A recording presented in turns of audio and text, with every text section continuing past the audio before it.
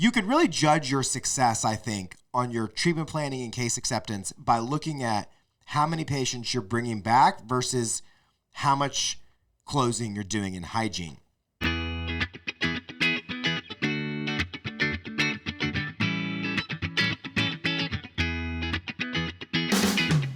Welcome back to the Millennial Dentist Podcast, a podcast all about working smarter, not harder. Pushing dentists to go beyond dental school dentistry and build the practice of your dreams. Here is your host, the millennial dentist himself, Dr. Sully Sullivan. Welcome back, everybody, to the Millennial Dentist Podcast. I hope you're having a great day. Oh my goodness, what a mess. It has been a busy couple weeks here for me. I apologize for not having episodes out of late, so bear with me. I've got a couple episodes coming down the pipe, so I'm excited about that. But yeah, I had we had Memphis Dental Meeting, went there, that was a good time, and then went to the Hinman Dental Meeting in Atlanta, which, by the way, these big dental meetings are really making a comeback. If you're not attending them, I think you should make an attempt and effort to go to the Hinman, Florida Dental Convention, a Chicago Midwinter, some of these larger meetings. Couple of reasons. One, I think it's good to get out, interact with people. If you could take some team members, do those kind of things. Going and walking the exhibit floor is a great way just to see new products, new companies. There are so many new companies out there. And so it's just a great way to get your, to see it. And you just, I don't know, there's a good buzz in the air. You get some decent education. There's opportunity. I think lots of that education is more high level, check this out. Are you interested in this? It's difficult to get a lot of good education, in a couple hours. But yeah, check that out. So I had a good time at Hinman. We did a night guard workshop, Snap-on Smile workshop, and a couple lectures. So it was a good time. And then T-Bone and I are going to Florida Dental Convention in June. So that'll be fun as well. We're doing a 2-day workshop there. So get back into those. On another note, it is not too late to sign up for our 3D Growth Summit. Speaking of which, April 30th, May 1st, Orlando, Florida, Universal Studios. Remember, every ticket gets a park ticket on Thursday afternoon and evening. So if you're been on the fence with that, go. We got a couple more discounts. I think that we're at 400, I think, people. It's going to be a great event. And the lineup is killer. Again, Dr. Payray, Diana Tadros, Craig Spodak, Dhaval Patel, Grant Olson, Matt Najad. Who am I missing? This is insane. I'm speaking, so you have to do that. T-Bone speaking. So it's going to be great. So anyways, if you're not signed up, get signed up.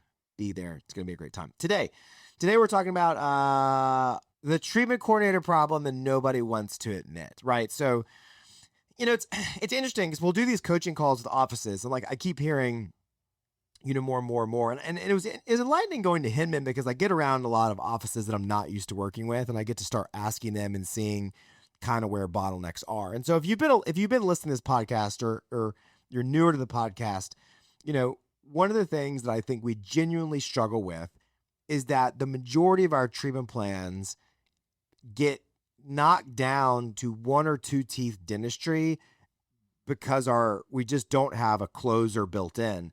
You could really judge your success, I think, on your treatment planning and case acceptance by looking at how many patients you're bringing back versus how much closing you're doing in hygiene.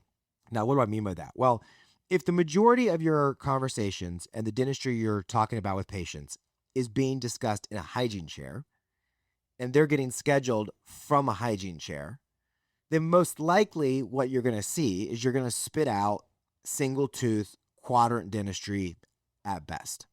Now, yes, you're going to get some low-hanging fruits, some people that come in and they're like, I just want to get this fixed. I want to get this implant fixed. But by and large, it's very difficult to walk patients through that process for $3, $4, $5, $6, $10, $15, $20,000 treatment plans. And remember, dentistry has gotten super expensive, right? So a normal treatment plan could be 3 crowns, couple fillings, replace a missing tooth. Now we're at $8,000, $10,000. And so how am I supposed to take a patient that I'm just meeting in hygiene, have conversations, By the way, I got to get back to my column. I got people in the chair, the phone's ringing, the autoclave's down. Someone's bugging me about that. Like all the different things that we're running into as the dentist in the practice. And you're supposed to, in 5 minutes, discuss, get patient on board and close that type of dentistry. Like that's incredible. That doesn't happen. This should be eye-opening if this is like, you're hearing this and you're like, yes, that's me. So what's the missing link? We believe that the missing link is this dedicated treatment coordinator, a true dedicated closer. And the problem I think that we run into is people will be like, yes, I have a treatment coordinator, but my question is what else are they doing? Are they doing operations? Are they doing insurance? Are they doing verifications? Are they answering the phone? Like a dedicated closer means that's what they do. Think about like a hygienist, right? If a dentist said a treatment coordinator was a hygienist, they'd be like, yeah, they do all these like they do all these different things. I don't think that's making sense. What I mean by that is, if I say, is your hygienist dedicated to hygiene? The answer is absolutely yes, right? They do hygiene. That's what they do. They see 8 patients a day, 7 patients a day, whatever the number is, and they do hygiene. My question is when I say, does your treatment coordinator just do treatment coordinating? Is that what they're doing the entire day? Are they working towards filling schedule, following up with patients, building a book of business, presenting treatment plans? Is that what their day consists of, start to finish? And if the answer is no, which for most of us it probably is, then the question is, well, how do I get more dedicated time so that we've got somebody that's available that can do this? Now, when we got started, we didn't just go like cold turkey. I mean, it would be difficult to do that. That's usually where you fail, right? So for most of us, what it looks like is it's how can I get an employee certain blocks or times out of a week to get this dedicated time? For instance, maybe Monday afternoons, all day Wednesday, my front office employee that's moving towards being a treatment coordinator can only do these things. So I know that when we bring people back, maybe to get treatment presentations, Wednesday's the day to do it because that's the day that I've got my dedicated treatment coordinator there. Or that's when they can do the follow-up. That's when they can work on, are we sending out email campaigns? So this has become like more and more eye-opening to me because as we've kind of moved people into treatment coordinating roles, and the more time I give them, the more dedicated or granular or niche that I make them, the better they do their job. You know, they're not distracted by certain things. So questions I would ask you: do you regularly send out email campaigns or blasts around the dentistry you're trying to do more of? Do you regularly send out text campaigns or information or education or discounts or whatever it is on a regular basis to your patients? Are we proactively, on an offensive manner, trying to let our patients know what we do and stay top of mind, stay urgent so that they want to do these things? And look, I recognize that if you're saying like, no, we're not doing that, you're not in the majority, you're in the minority. Excuse me, you're not in the minority, you're in the majority. Like it's an epidemic of challenge in dentistry that we don't focus on the marketing and sales bucket. We focus on the clinical bucket. We focus on the operations bucket. We focus on the technology bucket. We're not focusing on, how do I do this? So, you know, right now, like Jess is one of our main treatment coordinators. And so over the past couple of months, we've even done more in our office to try to get her out of the operations side of the business so that she can truly focus on just lead generation, right? Like getting our schedules filled. And it's just been really effective because we've been able to have more conversations around like the strategy of it because I've gotten her more time back, right? And so if someone has the time to like think and create these email campaigns, create these text campaigns, update the signage of my practice. You know, yesterday she came to me and said, hey, I've got 30 new before and afters that I want to order mixed tiles for so we can put on our photo wall. It's going to be a couple $100. Are you good with that? And I'm like, absolutely. Like that's amazing. Like finally somebody that's driving this for me. It's not like my idea. But again, that goes back to like, Do you have someone that you've given the time, the vision, and kind of painted the picture of what this role is supposed to look like? And so it starts with having someone available to close dentistry, to move them from the limited or the hygiene chair into someone's op or consult room, op in quotes, where they can now sit down with a patient and work with them and advocate them to get all their dentistry done in fewer visits, right? That's like a fundamental 3D concept that then compounds in the free time that they have, that now they should be able to be more strategic about aligning our internal marketing efforts to bring in more. And then the third step of this, which is what actually today here in an hour we're doing, is she will be the one that leads our marketing call and sales call. And so we get a call once a month with all the people we market with: magazine, commercials, funnel, website.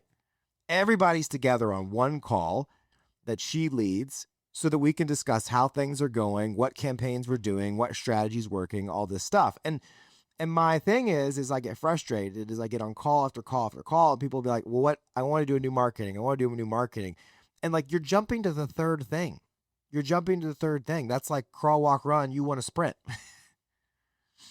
And I'm not saying I don't want you to get there. Of course I want you to get there. But if you don't build off of a solid foundation, starting with the internal system and team members that are required to make your marketing work, why would you go spend external money? If you don't have video boards in your office telling people what you do, why go spend money to bring people in? It just doesn't make any sense. And so, I think that the questions here that, or the steps that you should take here, if we really try to make this practical today. So to me, this role starts with being available same day, right? So patient comes in, they need a treatment plan put together. Instead of like us having to do it all in hygiene, we move them to a treatment coordinator and they're able to kind of walk this path. It also starts to create this triangle readiness effect, right? Which I've talked about. The triangle readiness is all about deciding, is a patient ready to hear about treatment that day, or they need to be brought back? Now I have a place to put those patients. We have someone ready to schedule those patients. And then it should evolve over time to where they're being more strategic in helping you kind of do some of the things that I talked about that we're doing in our practice. And it just goes back to, again, being more on the offensive as far as like letting patients know what you can do. If you're not doing the OptiSigns thing, for example, this is the moving digital billboards in your operatories. Like, this is a no-brainer. And so I hope what you're hearing today is maybe some practical tips to kind of get things going, and then recognizing that, hey, as I get this dedicated tumor off the ground, that I also want you to know that like there is more and more and more that will slowly layer into this person's plate, but we can't do that until we get them off the ground, get them going, get them understanding that their soul, their purpose and their drive and what they're there for is to help close larger case dentistry. Get your schedule full with that and keep that book of business. So hopefully this was helpful. Y'all work smart and hard. We'll see you next time. Thank you for listening to The Millennial Dentist. Visit us online at millennialdentist.com.